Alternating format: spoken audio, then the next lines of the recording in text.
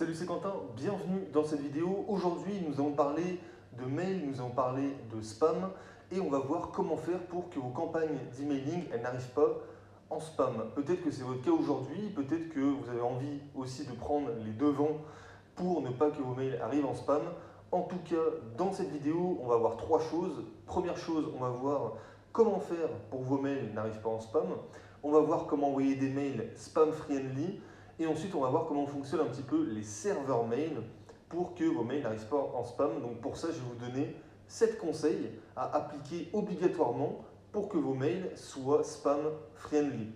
Ok, ce que je vous propose, c'est que, comme d'hab, on ne perd pas de temps et qu'on fonce direct avec le premier conseil. Premier conseil donc, n'utilisez pas d'autorépondeur gratuit.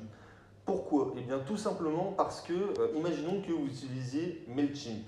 MailChimp qui propose une version gratuite et ils ont une version payante. Ok, donc ça veut dire que les serveurs de MailChimp, ils sont utilisés par tout le monde, d'accord? Donc les versions gratuites sont utilisées entre guillemets par des débutants qui vont faire plein de conneries et donc leur mail va arriver très souvent en spam.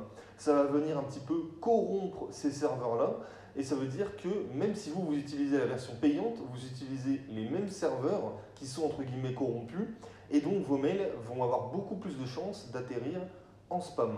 Donc n'utilisez pas d'autorépondeur qui propose des versions gratuites, tout simplement parce que ça va multiplier vos chances d'arriver en spam et nous, c'est tout ce qu'on ne veut pas. Deuxième conseil, utilisez un mail avec votre nom de domaine. Qu'est-ce que ça veut dire? Moi, quand j'ai commencé à faire des campagnes d'emailing, j'utilisais mon adresse Gmail personnelle. Grosse erreur. Pourquoi? Parce que tout simplement, tout le monde utilise des adresses mail Gmail et les serveurs sont ultra corrompus. Donc ça veut dire que si vous faites des envois d'email en masse, vous avez 9 chances sur 10 d'atterrir en spam avec une adresse Gmail. Non, donc qu'est-ce qu'il faut faire? Tout simplement, eh bien, il faut utiliser une adresse mail avec votre nom de domaine. Par exemple, contact@blogautonome.fr. Ok? Jusque-là, par exemple, eh j'utilise mon nom de domaine. Tout simplement, vous allez la créer sur votre serveur, sur votre hébergeur, pardon. Donc moi, par exemple, ça va être chez OVH. Vous créez votre adresse mail et là, au moins, vous avez une adresse mail de qualité et ça augmente votre chance de ne pas atterrir en spam. Troisième conseil, bannissez le mot gratuit de l'objet de vos mails. Pourquoi? Parce que 9 fois sur 10, vous allez atterrir en spam avec le mot gratuit, c'est considéré directement comme du spam. Donc non, enlevez le mot gratuit, mettez un mot par exemple comme offert.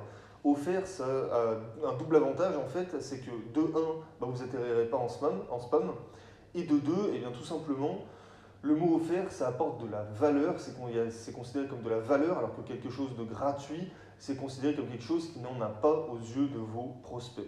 Quatrième conseil, utilisez le site mailtester.com. Ce site-là, il est absolument génial pour voir un petit peu la délivrabilité de vos mails et tout simplement comment ça marche. Vous vous connectez, vous prenez l'adresse mail, vous vous connectez à votre autorépondeur, vous envoyez un mail sur l'adresse mail que vous propose MailTester et ensuite ça va vous donner une série de propositions pour améliorer vos mails tout simplement afin qu'ils n'atterrissent pas en spam. Vraiment, c'est un outil que j'utilise très souvent pour voir un petit peu mon taux de délivrabilité et ce que je peux améliorer dans mes mails pour avoir un maximum de mails qui atterrissent dans la boîte de réception de mes prospects ou de mes clients.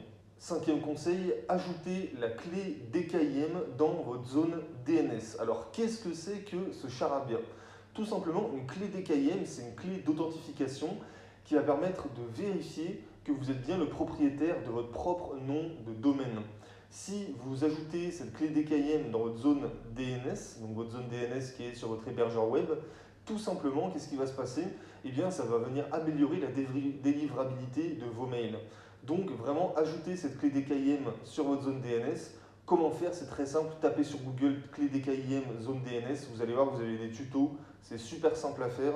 Donc voilà, tout simplement, vous vous connectez à votre hébergeur web, vous allez sur votre zone DNS, vous rentrez votre clé DKIM et paf, c'est réglé en 5 minutes. Sixième conseil, vérifiez les services de blacklist.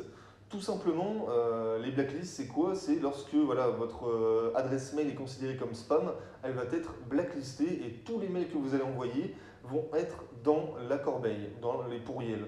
Donc ça, c'est vraiment la pire chose qui peut arriver à quelqu'un qui fait de l'email marketing. Comment faire pour savoir si vous allez être blacklisté ou non? Tout simplement en vous servant du même site que je vous parlais tout à l'heure, qui est mailtester.com. Là, quand vous allez vous faire un envoi d'email pour faire un test, ça va vous dire si oui ou non vous êtes blacklisté, et même ça va vous donner un lien, et ce lien, eh ben, il va vous permettre de ne plus être dans une blacklist. Tout simplement, ça va vous donner une procédure à suivre pour ne plus être blacklisté, donc c'est absolument génial et c'est très très pratique. Et enfin, septième et dernier conseil, on va parler un petit peu de liens dans vos mails. Si vous faites de l'email marketing, vous insérez sûrement des liens dans vos mails, c'est normal, qui vont rediriger vers des pages de vente, etc., etc. Donc là, il y a deux choses à prendre en compte. Vos liens, déjà de 1, ils doivent rediriger soit vers des pages, ce qu'on appelle des pages d'autorité, des sites d'autorité, comme par exemple YouTube, etc., etc., soit vers votre propre site à vous. Pourquoi vers votre propre site? Parce qu'avec l'adresse mail, avec votre nom de domaine, eh bien, l'algorithme des serveurs mail va prendre en compte que l'adresse mail avec votre nom de domaine, ça redirige également vers votre propre site. Et donc, du coup, il va considérer pas ça comme du spam. Donc, vous avez beaucoup plus de chances de passer à travers les filtres des serveurs web. Donc, déjà ça.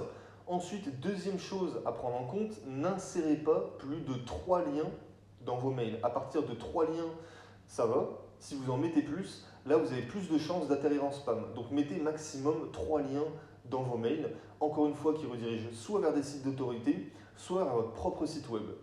Voilà, c'était tout ce que je voulais vous dire dans cette vidéo. Maintenant, si vous voulez en savoir plus sur comment créer un blog rentable, comment l'optimiser, comment envoyer des séquences d'email marketing qui convertissent, etc., etc., bah écoutez, il y a un lien qui est juste en dessous de cette vidéo, vous cliquez dessus, vous rentrez votre adresse mail et moi je vous envoie toute une série de formations, de vidéos offertes et en plus de ça, je vous envoie une liste de 50 idées de niches de blog rentables que j'ai moi-même analysées. Et pour ça, eh ben, c'est très simple, il vous suffit de cliquer sur le lien qui est juste en dessous dans la description de la vidéo. Allez, je vous dis à bientôt dans une prochaine vidéo. Ciao, ciao!